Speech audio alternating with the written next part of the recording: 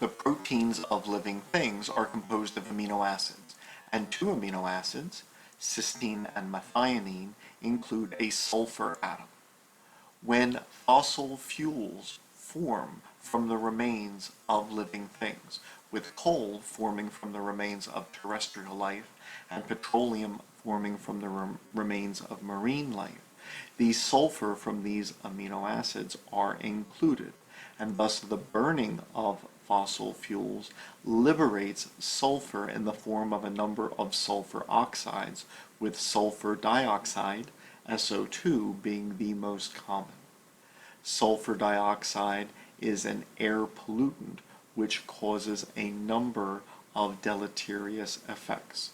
It can react with water and oxygen to form the sulfuric acid, which is a main contributor to the acid rain, which deteriorates crops, which damages plants and makes them more vulnerable to disease, which lowers the pH of soil and water and affects the plants and aquatic life which can live in these areas.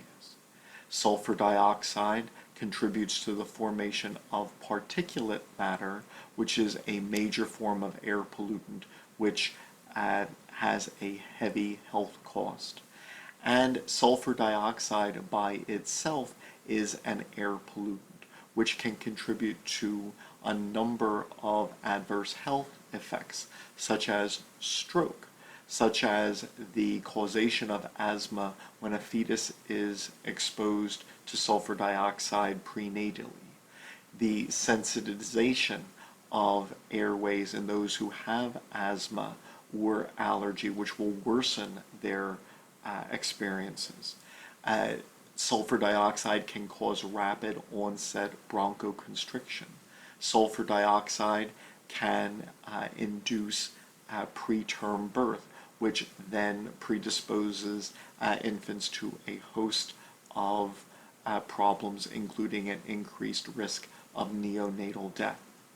So sulfur dioxide is one of the reasons that those exposed to air pollution are likely to have their health affected and perhaps suffer death earlier than would otherwise have occurred. And so limiting sulfur dioxide,